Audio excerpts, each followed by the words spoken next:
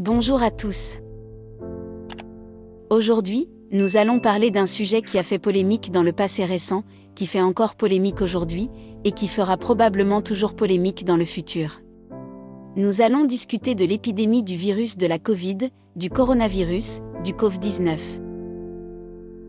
À vrai dire, peu importe comment vous l'appelez, car nous allons surtout nous attarder sur l'impact qu'il eut sur nos sociétés, sur nos mœurs, et sur nos représentations mentales.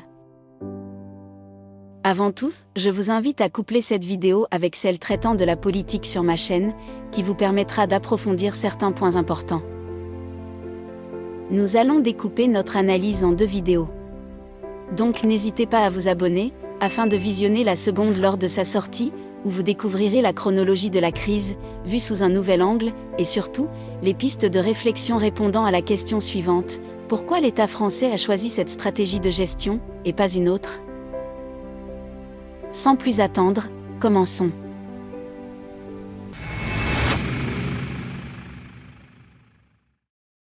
Partie 1. Objectif stratégique, la doxa d'évangélisation sanitaire des masses. Cette pandémie mondiale a marqué les sociétés d'une empreinte forte, tout comme elle a modifié les mentalités et les consciences humaines, notamment en France, qui est le cas que nous allons évoquer. Nous allons donc ici, nous laisser la liberté de bien comprendre ce qui était en jeu lors de cet épisode sociétal majeur, qui a marqué nos vies, d'abord par une période de confinement inédite, puis ensuite, par un enchevêtrement de restrictions et d'obligations, redessinant les contours des coutumes et mentalités humaines occidentales, en termes de sanitaire. Bien sûr, l'idée de cette vidéo n'est pas de remettre en cause l'existence de la crise, ni de prétendre qu'elle n'a pas engendré nombre de souffrances à travers tous les pays du monde. En outre, il faut avant tout reconnaître que la gestion de cette dernière aurait d'ailleurs été imparfaite et complexe, comme elle l'a été, au sein de n'importe lequel des gouvernements. Mais, en dehors d'une simple lecture logistique et technique, il est intéressant d'un point de vue psychologique et sociologique, d'observer comment le peuple, au fil des mois, a subi une forme d'aliénation, c'est-à-dire un remplacement lent et inconscient de son univers mental, sur les sujets liés au vivre ensemble et au sanitaire.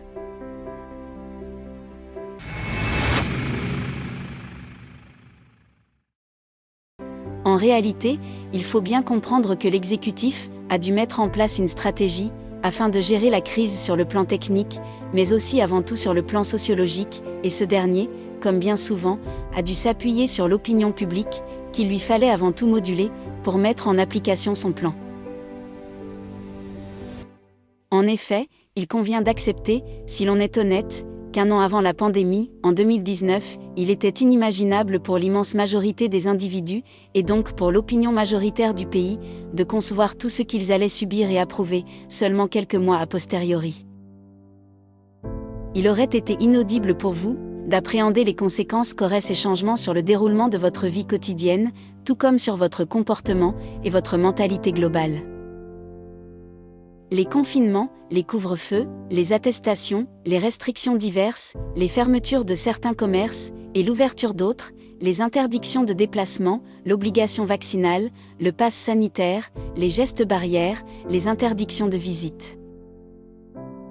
Tout cet armada aurait été bien dur à avaler, si l'on ne vous avait pas préparé progressivement. Il est vrai que n'importe quel individu, si on lui avait exposé simplement les faits, ainsi que le détail des futures mesures régissant sa vie, aurait simplement cru à une mauvaise blague, affirmant qu'il était impossible que tous ces événements arrivent, tout autant que ce soit acceptable à l'échelle nationale et mondiale. Cependant, c'était sans compter sur le processus d'aliénation de masse, qui allait se mettre en place, remplaçant les consciences, alors encore relativement libres sur le plan sanitaire à l'époque, par une doctrine universelle indiscutable et inéluctable.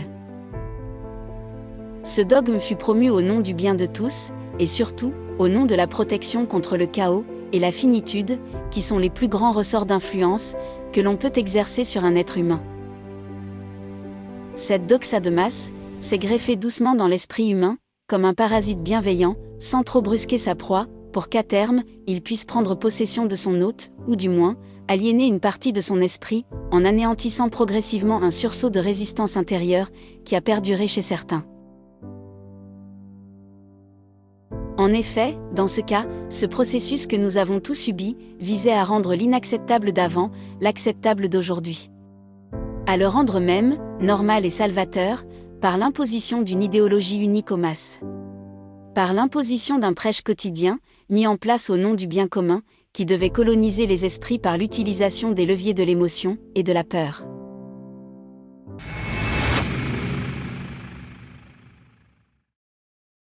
Nous allons dans la partie 2 de cette série de vidéos, revenir sur la chronologie d'événements, permettant d'aliéner dans ce cas, une majeure partie de la population, en l'espace de 2 ans.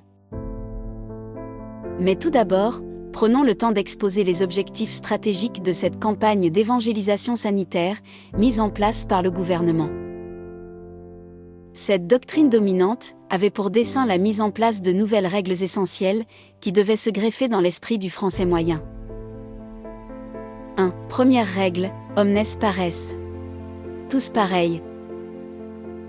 Cette première règle correspondait à la volonté assumée de ne faire aucune distinction entre les différents individus d'une population, qui ne sont pourtant évidemment pas tous égaux face au virus respiratoire, bien qu'il y ait toujours des exceptions dans les statistiques, qui ne doivent pas remplacer la règle de la majorité. Dans ce cas, cette volonté de dire que tout vaut tout, et que tout est l'égal de tout, ne permettait donc plus de faire la distinction entre un individu âgé de 80 ans et un enfant de 11 ans. En effet, l'objectif était la création d'une masse informe, englobant tout un peuple, sans la moindre différenciation, qui pourtant paraissait assez logique et acceptable, jusqu'alors en matière de santé. Cette uniformisation visait consciemment à donner à tous les individus l'impression d'être concernés au même niveau par la crise. De subir tous ensemble le même processus d'escalade d'engagement et le même sentiment d'élévation lors de la lutte contre l'épidémie. Ces deux affections conjointes, permettant la mise en place des mesures d'État, ayant été appliquées et acceptées durant des mois. Par ailleurs, cette volonté idéologique inédite fut en opposition à une logique statistique considérée comme acceptable jusqu'alors, que l'on peut démontrer avec un exemple simple. En effet, si je vous parle du cancer du poumon, a priori, si vous ne fumez pas et avez un mode de vie sain, vous ne vous sentez pas autant concerné qu'un individu fumant un paquet de cigarettes par jour depuis 30 ans. Pourtant, il y a bien des gens qui meurent d'un cancer du poumon, sans jamais avoir touché une cigarette, mais le fait d'avoir conscience de cela ne vous fera pas forcément être plus concerné par cette maladie. Dans ce cas-là, l'exception statistique ne remplace pas la règle établie.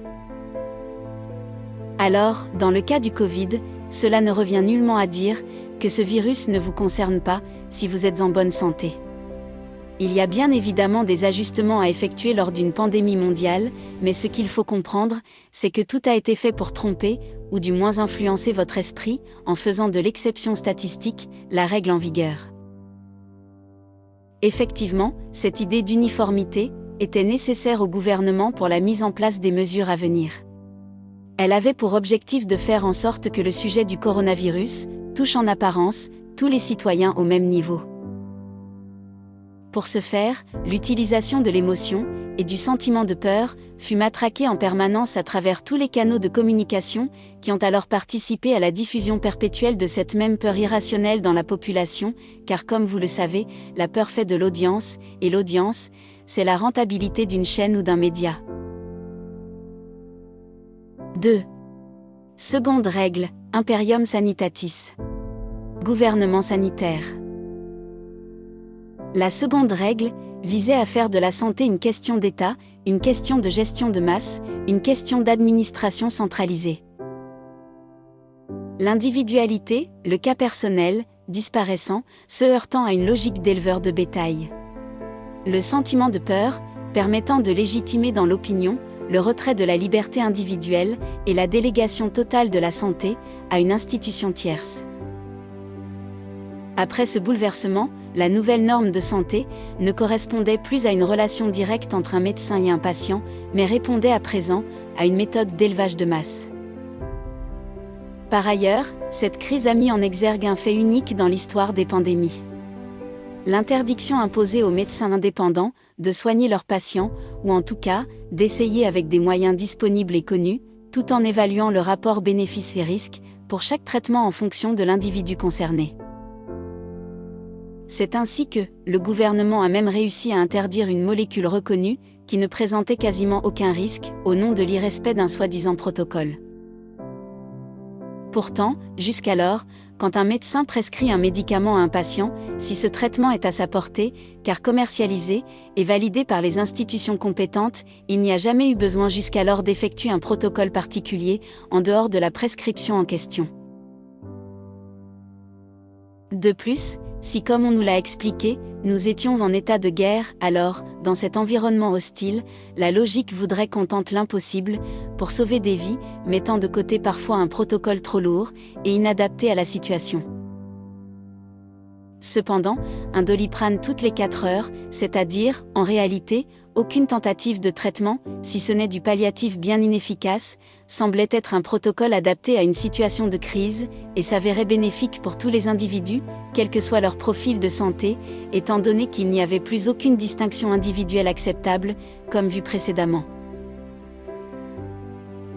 En faisant une simple observation, on peut dire qu'un médicament comme l'hydroxychloroquine, connu depuis 1934, fut ainsi interdit, car considéré comme non raisonnable, non fiable, dépourvu de suffisamment de protocoles. Cependant d'autre part, un vaccin expérimental, qui n'avait que quelques mois d'existence, avait lui pour des raisons économiques évidentes, assez de fiabilité, pour être administré à la planète entière.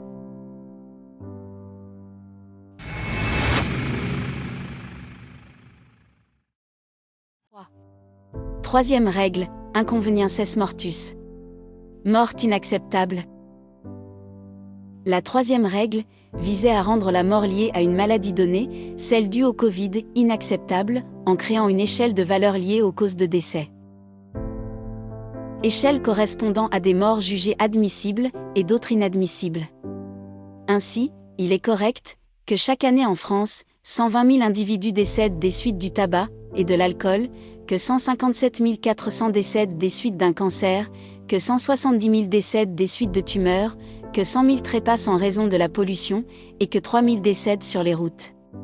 Ces 550 400 disparitions ne sont pas problématiques.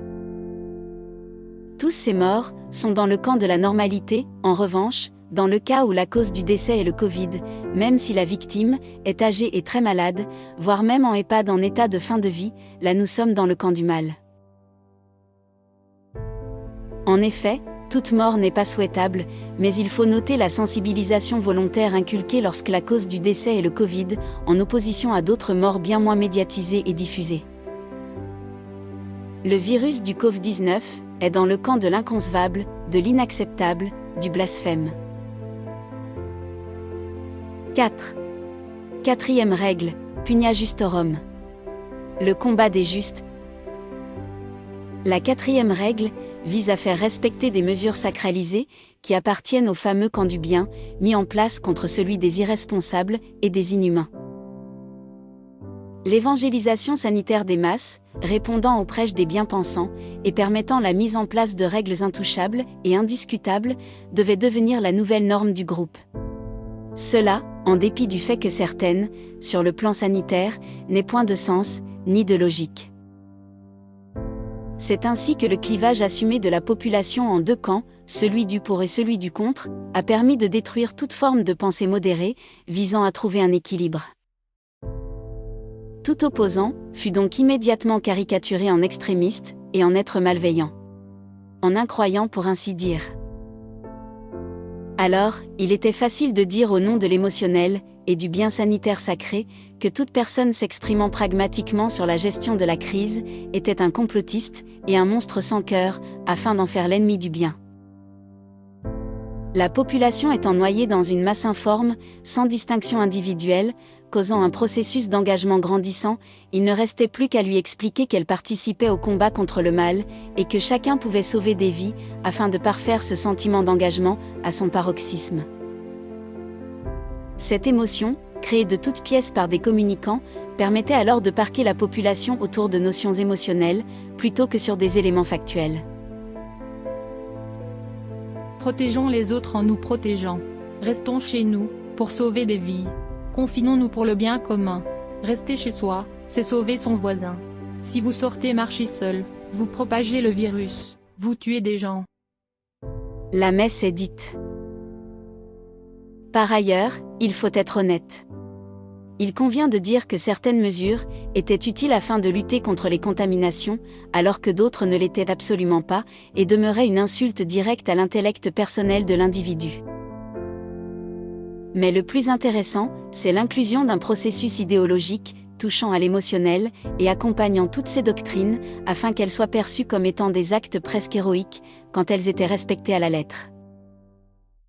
Sur ce point, je suis persuadé que certains individus étaient tellement aliénés que si l'on leur avait expliqué à titre officiel, sur de grandes chaînes d'information, que le fait de s'enfoncer une carotte bio de 14 cm dans leur rectum leur permettrait de valider leur passe sanitaire et d'avoir moins de risques de contracter le Covid-19, ils l'auraient fait, et nous aurions subi une rupture nationale de carottes dans les supermarchés. Mais arrive un jour où il faut reprendre contact avec le réel et avouer que parmi les diverses nouvelles obligations données au nom du bien, il y avait de très nombreux exemples de règles imposées durant la crise, dont l'efficacité est remise en question par la science à présent.